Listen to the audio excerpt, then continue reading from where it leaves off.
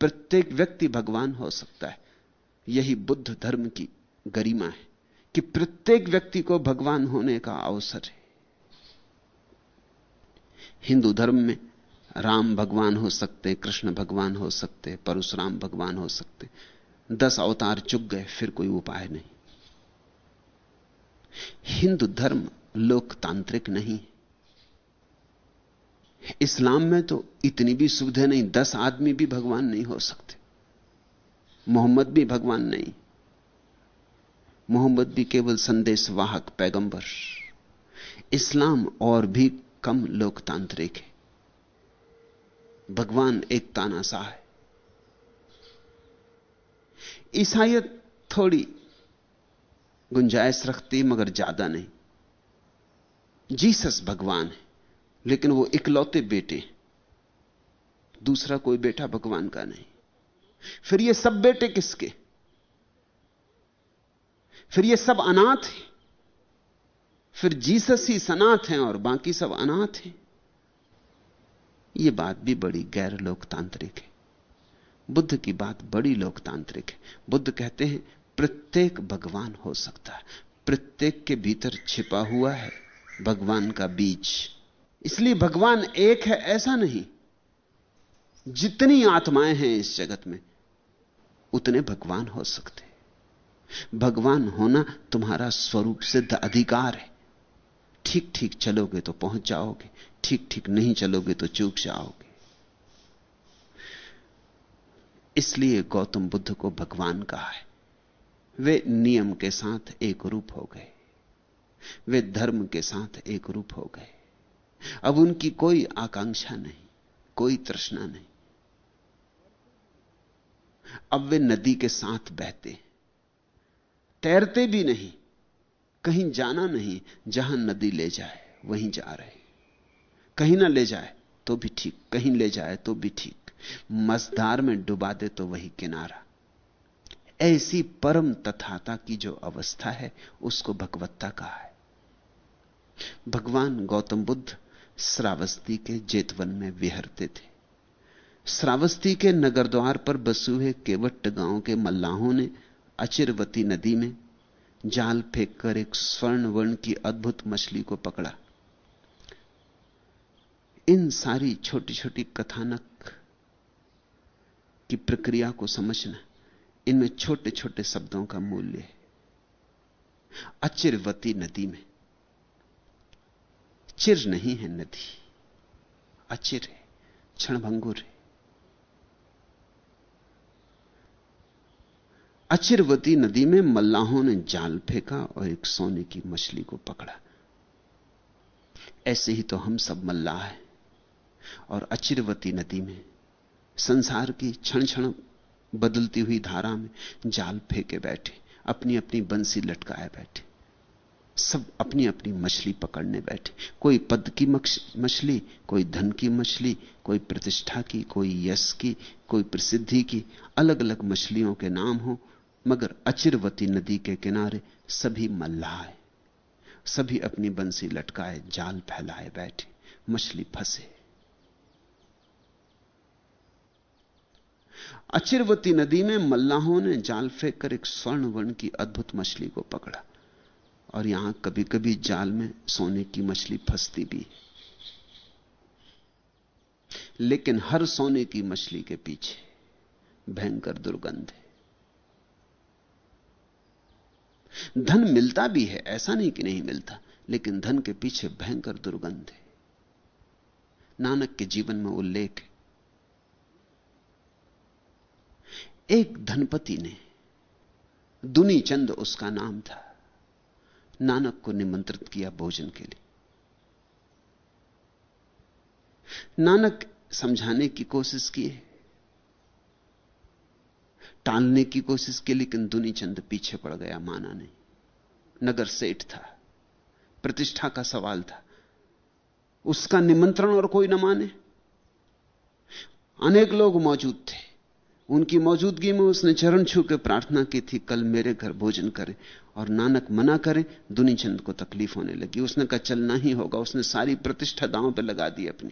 उसने कहा जो भी दान करना है करूंगा, नानक ने कहा कि दान का सवाल नहीं, तुम ले चल के मुझे दुखी होगे। नहीं मानते तो ठीक है, चलूंगा। वो गए।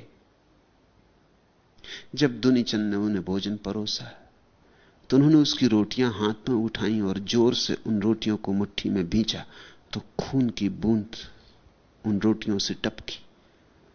सैकड़ों लोग देखने इकट्ठे हो गए थे। एक तो नानक ने इतना इंकार किया, मानते नहीं थे, फिर गए हैं और यह भी कहा दुनीचंद को कि मुझे ले जाके तू पछताएगा, मुझे न ले जा।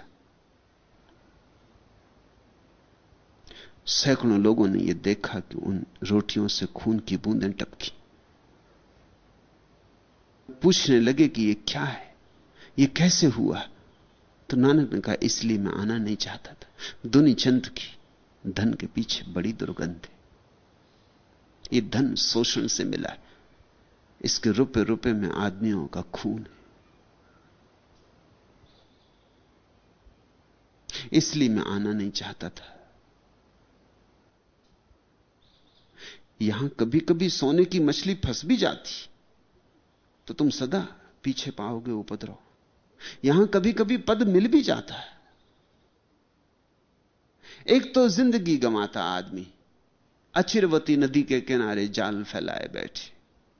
कभी कभी फंस जाती मछली, तब दूसरी बात पता चलती कि मछली फंस जाती, देखने में सोने की मालूम पड़ती और भीतर भीतर सब दुर्गंध है और मलमूत्र है। बड़े से बड़े पद पर पहुंच के लोगों को मिला क्या? बहुत से बहुत धन इकट्ठा करके लोगों को मिला क्या? पूछो सिकंदर से, पूछो बड़े धनपतियों से। जितना धन बढ़ता जाता उतनी अपनी दरिद्रता का पता चलता है, और जितना पद पे बैठ जाते हैं उतनी अपनी दीनता का पता चलता है। ऊपर ऊपर स्वर्ण, भीतर भीतर नरक निर्मित हो जाता है। अचिरवती नदी में मल्लाहों ने जाल फेंककर स्वर्ण वर्ण की अद्भुत मछली को पकड़ा। उसके शरीर का रंग स्वर्ण जैसा और उसके मुख से भयंकर दुर्गंध निकलती थी। शरीर तो स्वर्ण जैसा बहुत बार मिल जाता है, तुम भी जानते हो। तुम किसी सुंदर स्त्री के प्रेम में पड़ जाते हो, शरीर स्वर्ण जैसा, लेकिन जैसे जैसे स्त्री को जानना शुरू करते हो वैसे वैसे पता चलता मुंह से दुर्गंध निकलती। तुम किसी सुंदर पुरुष के प्रेम में हो, दूर दूर सब ठीक, दूर के ढोल सुहावने, जैसे जैसे पास आते हो वैसे वैसे जीवन में झंझट बढ़नी शुरू होती। जैसे जैसे पास से जानते हो वैसे वैसे पता चलता है कि गुलाब तो दूर से दिखते थे, झाड़ी कांटों से भरी। यहां सुंदरतम देह मिल जाती हैं, लेकिन सुंदर आत्माएं कहां? और जब तक सुंदर आत्मा न मिले तब तक कहां तृप्ति? कैसी तृप्ति? लेकिन दूसरों के लिए मत सोचने लगना कि दूसरों के पास स्वर्ण देह है और सुंदर आत्मा नहीं। अपनी तरफ भी देखना, वही गति तुम्हारी है। ऊपर ऊपर अच्छे लगते, ऊपर ऊपर साज श्रृंगार है, ऊपर ऊपर शिष्टाचार है, लीपा पोती है, भीतर सब रोग खड़े। ऊपर मुस्कुराहटें, भीतर घाव। ऊपर बड़े सज्जन मालूम पड़ते, भीतर जंगली जानवर छिपा है। मुख में राम, बगल में छुरी। अपने ही जीवन अनुभव से देखोगे तो पालोगे ये बात सच। भीतर का भोलापन कहां मिलता? भीतर का स्वर्ण कहां मिलता? भीतर और बाहर एक हो ऐसा आदमी कहां मिलता? भीतर और बाहर एक ही धुन बजती हो, भीतर और बाहर एक ही संगीत हो, भीतर और बाहर एक ही सुगंध हो, ऐसा आदमी कहां मिलता? ऐसा आदमी मिल जाए तो उसका संग साथ मत छोड़ना। ऐसा आदमी पारस जैसा है, उसके साथ लोहा भी सोना हो सकता है। लेकिन उसके पास शरीर को ही मत रखना, नहीं तो ऊपर ऊपर सोना हो जाओगे। उसके पास आत्मा को भी रखना, उसके चरणों में सिर ही मत झुकाना, आत्मा को भी झुका देना। जब कभी कोई ऐसा व्यक्ति मिल जाए जिसके बाहर भीतर सब एक हो, जिसके बाहर भीतर नाद बज रहा हो, जिसके बाहर भीतर ओंकार की गूंज उठ रही हो, जिसके बाहर भीतर आनंद ही आनंद हो, समाधि समाधि के फूल खिल रहे हो। फिर वहां शरीर को ही मत झुकाना, शरीर से ही उसके पास मत जाना, फिर आत्मा से सत्संग करना, नहीं तो जो गति मछली की हुई वही गति तुम्हारी हो जाएगी। यही तो हो रहा है। सत्संगों में भी जाते हो तुम, ऐसा नहीं कि नहीं जाते। कभी कभी मंदिर भी जाते हो, मस्जिद भी जाते हो, गुरुद्वारे भी जाते हो, कभी कभी साधु संग भी करते हो, मगर ऊपर ऊपर से, भीतर भीतर से अपने को बचाए रखते हो। पछताओगे कभी, बुरी तरह पछताओगे, क्योंकि सत्संग तो भीतर से होना चाहिए।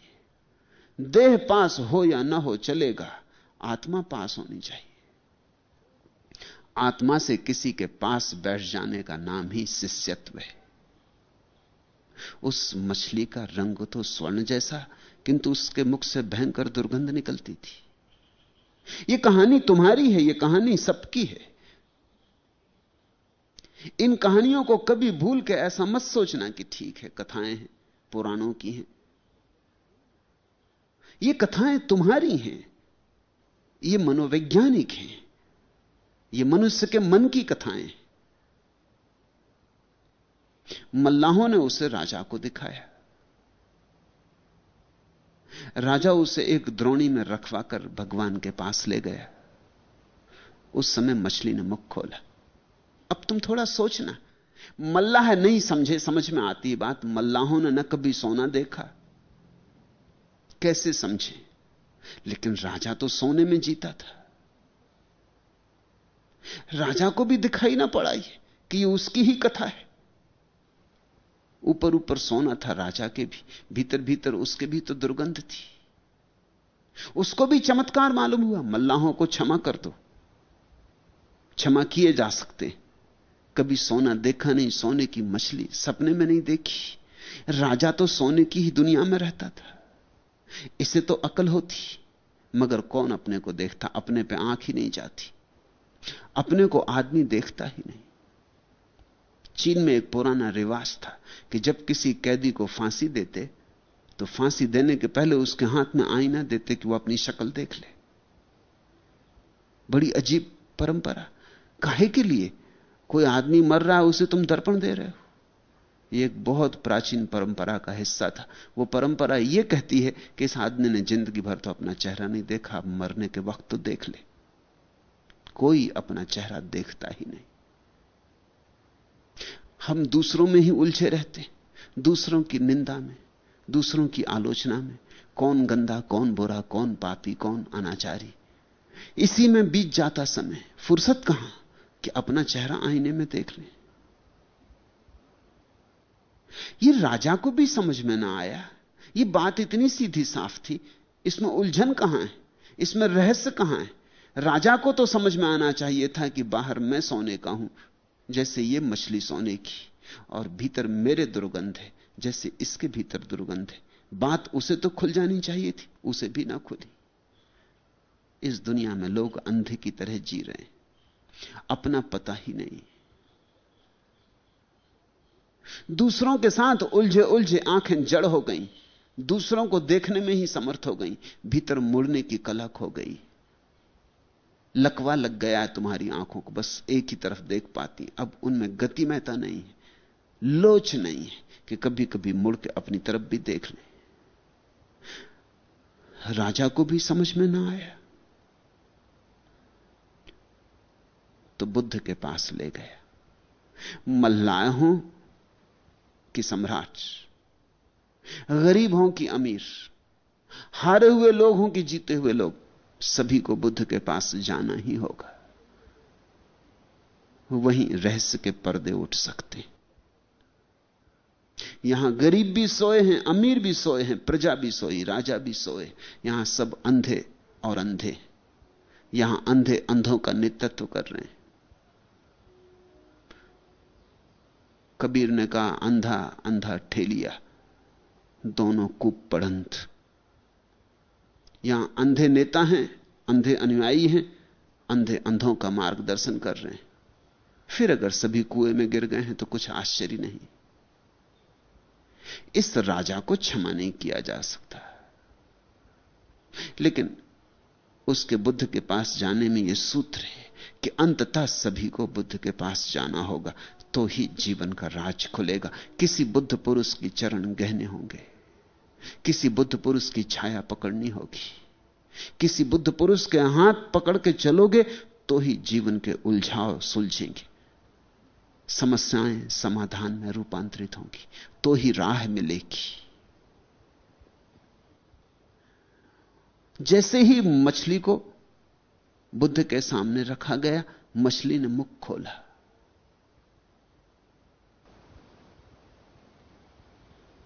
क्यों मछली ने बुद्ध को देख के मुख खोला? याद आ गई होगी, अवाक हो गई होगी, मुंह खुला होगा, रह गया होगा। अरे फिर ऐसे ही एक बुद्ध पुरुष को कभी उसने जाना था, जाना भी था और चूक भी गई, जाना भी था और जान भी ना पाई। वही दुख तो साल रहा है। बाहर सोने की हो गई जिसकी कृपा से, उसकी कृपा से भीतर भी सोने की हो सकती थी। पर लोग अक्सर पछताते हैं तब जब पछताने में कुछ सार नहीं रह जाता। अब पछताए होत का, जब चिड़िया चुग गई खेत। रोती होगी, जार जार रोती होगी।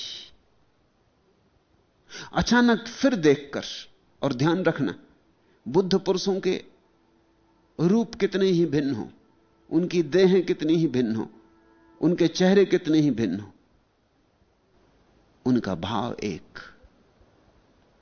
उनके भीतर की ज्योति एक। दिए में भेद हो सकता, मिट्टी के दिए कई तरह के बन सकते हैं, लेकिन दिए में जो ज्योति जलती, उसका स्वाद एक, उसका गुण एक, उसका धर्म एक। ये मछली कभी किसी एक बुद्ध के पास रही थी। अनंत बुद्ध हुए, ध्यान रखना, गौतम बुद्ध ने बहुत बार अपने से पहले हुए बुद्धों की कथाएं कही। अनंत बुद्ध हुए। काश्यप बुद्ध हजारों साल पहले बुद्ध से हुए। उन्हीं काश्यप बुद्ध की याद आ गई होगी फिर दिए को जला देखकर। फिर वही सुगंध, फिर वही रूप, फिर वही सौंदर्य, फिर वही प्रसाद, फिर वही आनंद की वर्षा। मछली का मुख खुला रह गया होगा। अवाक जब कोई हो जाता तो मुंह खुला रह जाता। ठिठक गई होगी मछली। सोचा नहीं था सपने में कि फिर ऐसे व्यक्ति के दर्शन होंगे। एक बार बुद्ध पुरुष खो जाए तो जन्म जन्म लग जाते, क्योंकि बुद्ध पुरुष विरले हो भी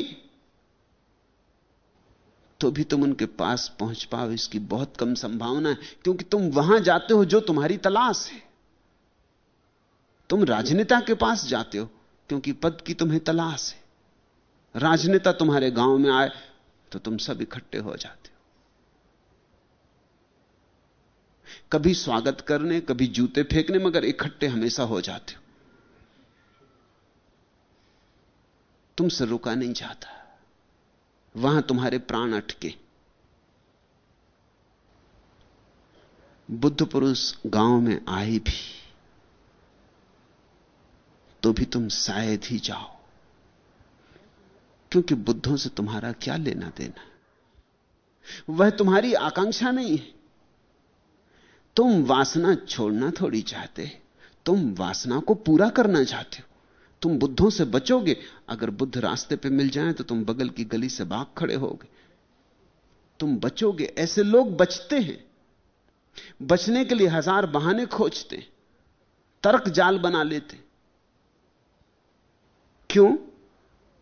क्योंकि उन्हें डर लगता है कि बुद्ध पुरुष के पास गए, अगर कोई बात सुनाई पड़ गई और कहीं समझ में आ गई तो अब तक जो जो उन्होंने न्यस्त स्वार्थों का जाल फेंकाया, अचिरवती नदी के किनारे जो वो मछली पकड़ने बैठे हैं, उसका क्या होगा?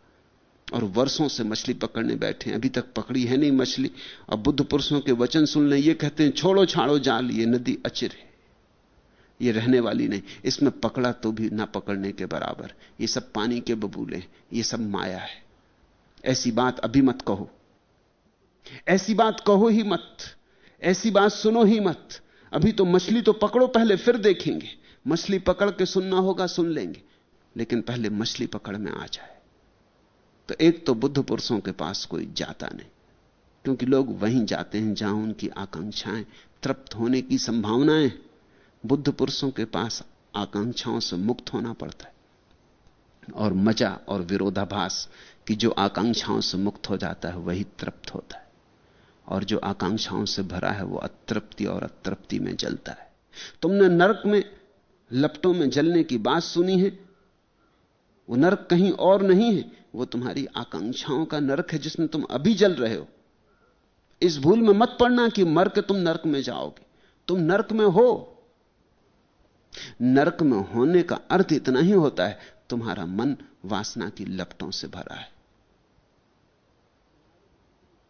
न मालूम कितने जन्म बीत गए, न मालूम कितने चक्कर इस आत्मा ने खाए होंगे, न मालूम कितनी दुर्गतियां भोगी होंगी, न मालूम कितनी पीड़ाएं झेली होंगी, न मालूम कितने उपद्रवों के बाद ये इस अचिरवती नदी में सोने की मछली हुई है। इसने सोचा भी नहीं होगा। आदमी रह के बुद्ध नहीं मिलते तो मछली होकर बुद्ध कैसे मिल जाएंगे। लेकिन वो जो एक बुद्ध के पास होना हुआ था, वो जो बुद्ध के पास सांस लेना हुआ था, वो जो महापुण्य हुआ था, उसके कारण फिर आकस्मिक रूप से भी बुद्ध का मिलना हो सकता है। अब ये बिल्कुल आकस्मिक है। मछुओं ने पकड़ा मछली को, ले गए राजा के पास, राजा को समझ में ना आया, ले आए बुद्ध के पास। अब मछली का और बुद्ध से मिलना करीब करीब असंभव है। कैसे होगा? बुद्ध मछली नहीं पकड़ते, मछलियां बुद्ध नहीं खोजती। ये मिलना होता कहां? मगर ये मिलना हुआ है। वो जो बीजारोपण हुआ था, अधूरा अधूरा हुआ था, यद्यपि वो आज भी फल ला रहा है। किसी बुद्ध पुरुष के पास बैठने से जो थोड़ी सी भी श्वास तुमने ली है उसकी हवा की, वो जन्मों जन्मों तक तुम्हें साथ देंगी। अपूर्व, अनजाने, आकस्मिक रूप से साथ देंगी, तुम्हारे जाने अनजाने साथ देंगी। उस मछली ने बुद्ध को देखते ही मुंह खोला, जिससे सारा जेतवन दुर्गंध से भर गया। राजा ने भगवान के चरणों में 3 बार प्रणाम कर पूछा, बनते, क्यों इसका शरीर स्वर्ण जैसा और मुख से दुर्गंध क्यों निकलती?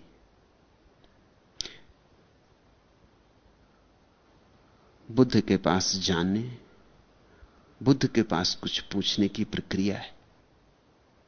बुद्ध से तुम ज्ञानी की तरह कुछ नहीं पूछ सकते हो। ज्ञानी की तरह पूछा तो बुद्ध उत्तर भी नहीं देंगे।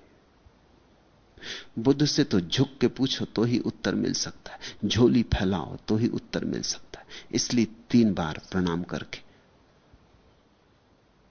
3 बार झुक के। क्यों 3 बार? एक बार झुकने से ना चलेगा, तुम्हारा भरोसा नहीं। एक बार झुको और बिल्कुल ना झुको, अकड़े ही खड़े रहो। शायद दूसरी बार थोड़े और, शायद तीसरी बार झुक पाओ। भूल चूक ना हो जाए, इसलिए 3 बार। क्योंकि तुम झुको तो ही बुद्ध उत्तर देते। तुम्हारा झुकना जब दिखाई पड़ जाए, प्रत्यक्ष हो जाए, तो ही उत्तर देते। क्योंकि जो जानकार है उसको बुद्ध उत्तर नहीं देते। जानकार को क्या उत्तर देना? जो निर्दोष भाव से पूछता है, जो इस बात को स्वीकार करके पूछता है कि मैं अज्ञानी हूं, आप ज्ञान बरसाएं, मैं अंधेरे में हूं, आपकी रोशनी लाएं। लेकिन जो इस अकड़ से पूछता है कि रोशनी तो मेरे पास, ये ठीक है, चलो तुमसे भी मेल ताल कर लें, देखें तुम्हारे पास भी रोशनी है या नहीं। उत्तर तो मुझे मालूम ही है, तुमसे भी पूछे लेते हैं कि शायद मेल खा जाए, शायद तुम्हें भी ठीक उत्तर पता हो। अगर मुझसे मेल खा जाए तो तुम्हारा उत्तर ठीक, अगर मेल ना खाए तो तुम्हारा उत्तर गलत। ऐसे लोगों को बुद्ध पुरुष उत्तर नहीं देते, क्योंकि क्यों व्यर्थ बात करनी। इस देश में यह बड़ी प्राचीन परंपरा है कि गुरु के पास कोई जाए तो झुका हुआ तो ही कुछ पाएगा। झुकोगे तो भरे हुए लौटोगे, अकड़े रहोगे खाली के खाली लौट आओगे।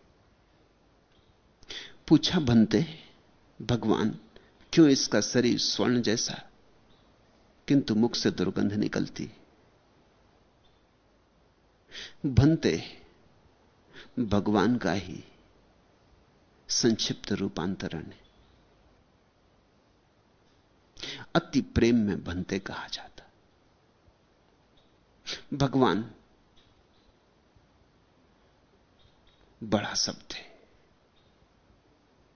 जैसे आप अति प्रेम में तुम हो जाता और अति प्रेम में तू हो जाता, ऐसे ही भगवान भंते हो जाता। अपूर्व प्रेम से भर के उस राजा ने अत्यंत विनय से भर के बुद्ध से प्रश्न पूछा। भगवान ने अत्यंत करुणा से उस मछली की ओर देखा और बड़ी देर तक देखते रहे। उतरने लगे उस मछली के अतीत में, परत परत खोलने लगे होंगे उसकी अतीत स्मृतियों का जाल। कुछ खोता नहीं। तुम अपने सारे अतीत को लिए बैठे हो, तुम्हें पता ना हो, लेकिन जिसके हाथ में रोशनी है वो तुम्हारे भीतर देख सकता है, तुम्हारी अचेतन परतों में जा सकता है। वो देख सकता है पहले तुम कहां थे, क्या थे, कैसे थे, क्या किया, कैसे यहां आए, कौन तुम्हें यहां ले आया, कैसे बीज तुमने बोए थे, कैसे कर्म तुमने किए थे, क्या है तुम्हारी अतीत स्थिति। क्योंकि तुम तुम्हारा अतीत हो, तुम हो वही जो तुमने किया और जो तुम अतीत में रहे। इसलिए बुद्ध बड़ी देर तक चुप और बड़ी करुणा से उस मछली को देखते रहे। करुणा से इसलिए कि काश्यप बुद्ध जैसे महापुरुष का साथ मिला और यह गरीब मछली, यह गरीब प्राण, यह गरीब आत्मा चूक गई। ऐसा अपूर्व साथ कैसे चूक गया? तो महाकरुणा है उनके हृदय में। बड़ी देर तक चुप रहने के बाद वे बोले, महाराज, यह मछली कोई सामान्य मछली नहीं, इसके पीछे छिपा लंबा इतिहास है। हर एक के पीछे छिपा लंबा इतिहास है। कोई भी यहां नया नहीं। तुम सब बड़े प्राचीन यात्री हो, इस रास्ते पर सदियों सदियों चले हो।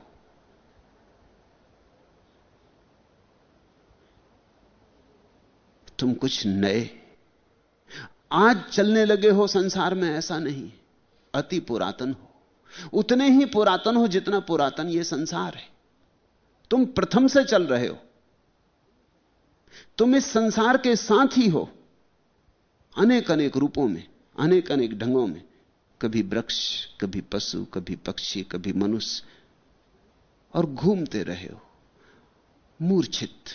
तुम्हें पक्का पता नहीं, तुम्हें कुछ भी पता नहीं कि तुम कहां से आए, कैसे आए, कौन हो। लेकिन बुद्ध पुरुष की रोशनी में सारी परतें अपना राज खोल देती। बुद्ध का ध्यान तुम्हारे भीतर ऐसे जाता जैसे एक्सरे की किरण जाए, जो नहीं दिखाई पड़ता वो दिखाई पड़ जाए।